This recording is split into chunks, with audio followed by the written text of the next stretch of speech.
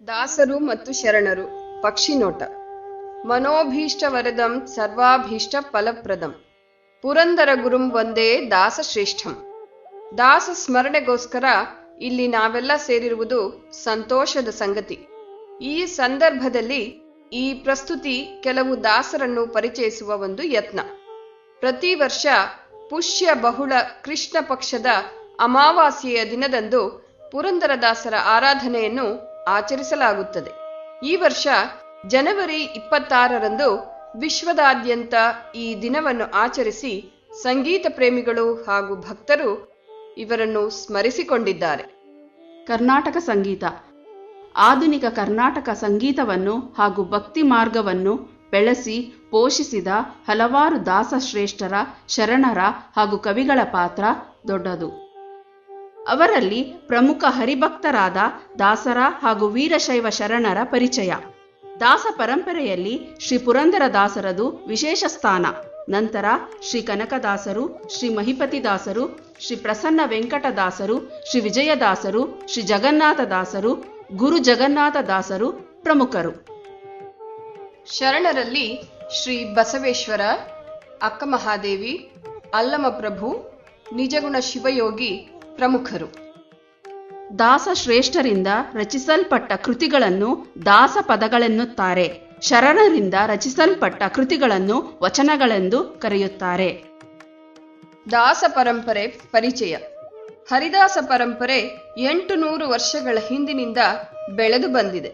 ಮಧ್ವಾಚಾರ್ಯರ ಪ್ರೇರಣೆಯಿಂದ ಹುಟ್ಟಿ ಅವರ ಶಿಷ್ಯ ನರಹರಿ ತೀರ್ಥ, ಶ್ರೀ ಪಾದರಾಜ ಹಾಗೂ ಅವರ ಪರಮ ಶಿಷ್ಯ ಶ್ರೀ ವ್ಯಾಸರಾಯರ ಮೂಲಕ ಮುಂದುವರಿಯಿತು. ಹರಿದಾಸ ಪರಂಪರೆ ಹೆಚ್ಚು ಬೆಳಕಿಗೆ ಬಂದದ್ದು ಮತ್ತು ಶ್ರೀಮಂತವಾದದ್ದು ಶ್ರೀ ಪುರಂದರದಾಸ ಹಾಗೂ ಕನಕದಾಸರಿಂದ. ಈ ದಾಸಕೂಟದ ವೈಶಿಷ್ಟ್ಯವೆಂದರೆ ಈ ಎಲ್ಲಾ ದಾಸರು ಜನಸಾಮಾನ್ಯರಂತೆ ಸಂಸಾರ ಸಾಗರದಲ್ಲಿ ಈಜಿಕೊಂಡೇ ಭಗವಂತನ ನಾಮಸ್ಮರಣೆ, ಭಗವದ್ಭಕ್ತಿಯ ಮಹತ್ವವನ್ನು ಜಗತ್ತಿಗೆ ಸಾರಿದರು.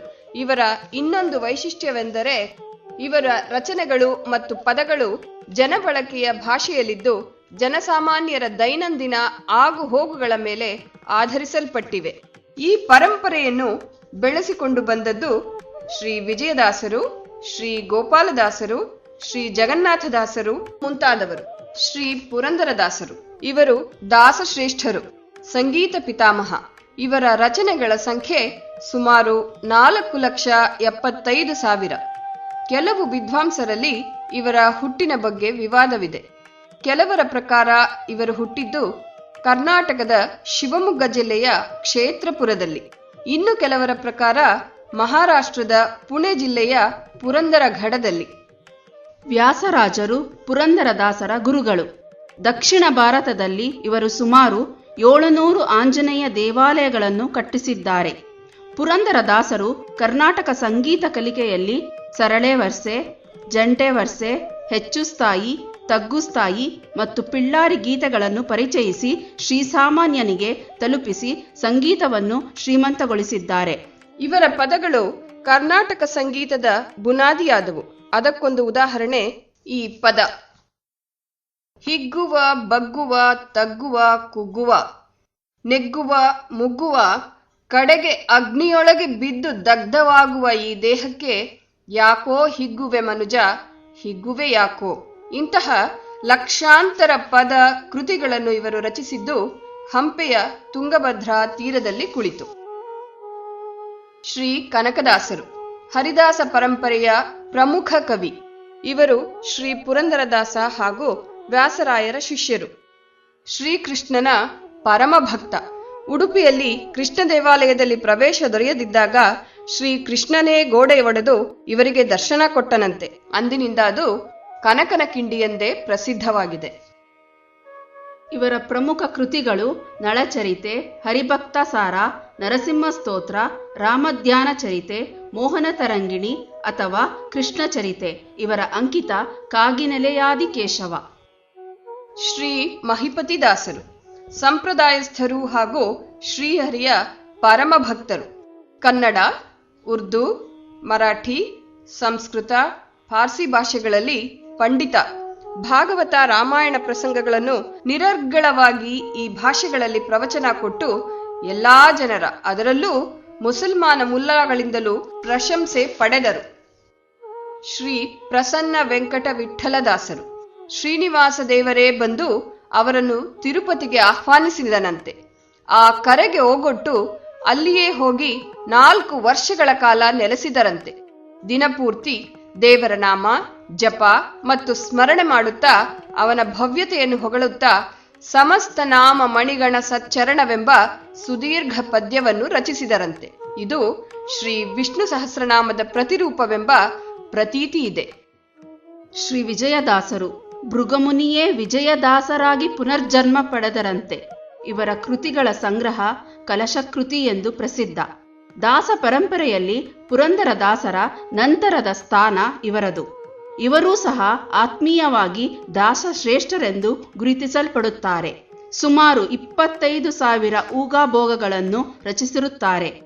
ಶ್ರೀ ಜಗನ್ನಾಥದಾಸರು ಸಂಸ್ಕೃತ ಮತ್ತು ದ್ವೈತ ಸಿದ್ಧಾಂತ ಪಂಡಿತರು. ಧಾರ್ಮಿಕ ಕೃತಿಗಳಿಗೆ ಇವರ ಹರಿಕಥಾಮೃತ ಸಾರ ಚಿನ್ನದ ಕಲಶವಿಟ್ಟಂತೆ.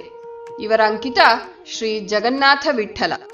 ದಾಸ್ಯಭಾವ, ಸ್ನೇಹಭಾವ, ಮಾತೃತ್ವ, ಸಾಂಸಾರಿಕ ಬಾಂಧವ್ಯ ಈ 4 ರೀತಿಯಿಂದ ಹರಿಯ ಭಕ್ತನಾಗಬಹುದೆಂಬುದು ಇವರ ಸಿದ್ಧಾಂತ. ಶ್ರೀ ಗುರು ಜಗನ್ನಾಥದಾಸರು ಆಧ್ಯಾತ್ಮದ ಮೇಲೆ 30 ಪುಸ್ತಕಗಳನ್ನು ಬರೆದಿರುತ್ತಾರೆ. ಪ್ರಸಿದ್ಧವಾದದ್ದು ಬ್ರಹ್ಮಸೂತ್ರ ಭಾಷಾ ಆಧ್ಯಾತ್ಮಕರ್ತ, ಪರಾತ್ಪರ ತತ್ವದೀಪಿಕಾ. ಸಂಸ್ಕೃತ ಮತ್ತು ಕನ್ನಡದಲ್ಲಿ ಸುಮಾರು 40 ಸ್ತೋತ್ರಗಳ ರಚನೆ ಮಾಡಿರುತ್ತಾರೆ. ಹರಿದಾಸ ಪರಂಪರೆಯಲ್ಲಿ ಕೊನೆಯ ದಾಸರು ಶ್ರೀ ತಂದೆ ವೆಂಕಟೇಶ ವಿಠಲದಾಸರು. ಶರಣರಲ್ಲಿ ಶ್ರೀ ಬಸವಣ್ಣನವರು. ಜಗದ್ಗುರು ಬಸವೇಶ್ವರರೆಂದೇ ಸಮಾಜ ಸುಧಾರಕ, ಸಿದ್ಧಾಂತಿ, ಜಗಜ್ಯೋತಿ ಬಸವೇಶ್ವರ, ಭಕ್ತಿ ಭಂಡಾರಿ ಬಸವಣ್ಣ, ಕ್ರಾಂತಿಯೋಗಿ ಬಸವಣ್ಣ ಎಂದೆಲ್ಲ ಪ್ರಸಿದ್ಧ. ಬಸವ ಕಲ್ಯಾಣದಲ್ಲಿ ಅನುಭವ ಮಂಟಪದ ಸ್ಥಾಪನೆ. ಭಗವಂತನ ಮಹಿಮೆಯನ್ನು ತಮ್ಮ ವಚನಗಳಲ್ಲಿ ಹೀಗೆ ಪರಿಚಯಿಸಿದ್ದಾರೆ. ನೀನೊಲಿದರೆ ಕೊರಡು ಕೊನರುವುದಯ್ಯ, ನೀನೊಲಿದರೆ ಬರಡು ಹಯನಹುದಯ್ಯ, ನೀನೊಲಿದರೆ ವಿಷವಮೃತವಹುದಯ್ಯ, ನೀನೊಲಿದರೆ ಸಕಲ ಪಡಿಪದಾರ್ಥ ಇದಿರಲೆಪ್ಪವು ಕೂಡಲ ಸಂಗಮದೇವ. ಅಕ್ಕಮಹಾದೇವಿ ಸ್ವಾಭಿಮಾನದ ಪ್ರತೀಕ, ಸ್ತ್ರೀವಾದಿ ಚಳುವಳಿಯ ಪ್ರತಿಪಾದಕಿ. ಕೇವಲ 20 ವರ್ಷಗಳ ಅರ್ಥಪೂರ್ಣ ಜೀವನ ನಡೆಸಿದ ಇವರು ಅಕ್ಕನೆಂದೇ ಪ್ರಸಿದ್ಧ. ಜ್ಞಾನದ ಮಹತ್ವವನ್ನು ತಿಳಿಸಿಕೊಡುವ ಇವರ ಈ ವಚನ ಇಂದಿನ ಪೀಳಿಗೆಗೆ ಪ್ರೇರಣೆ. ಜ್ಞಾನ ಸೂರ್ಯನಂತೆ, ಭಕ್ತಿ ಸೂರ್ಯನ ಕಿರಣದಂತೆ. ಸೂರ್ಯನಿಲ್ಲದೆ ಕಿರಣವಿಲ್ಲ, ಕಿರಣವಿಲ್ಲದೆ ಸೂರ್ಯನಿಲ್ಲ. ಹಾಗಿದ್ದಲ್ಲಿ ಭಕ್ತಿ ಇಲ್ಲದೆ ಜ್ಞಾನವಿರಲು ಹೇಗೆ ಸಾಧ್ಯ? ಜ್ಞಾನವಿಲ್ಲದ ಭಕ್ತಿಯೇ ಓ ಮಲ್ಲಿಕಾರ್ಜುನ. ಸಂತ ಶಿಶುನಾಳ ಶರೀಫ ಇಸ್ಲಾಂ ಧರ್ಮದ ಪ್ರಪ್ರಥಮ ಕನ್ನಡ ಕವಿ.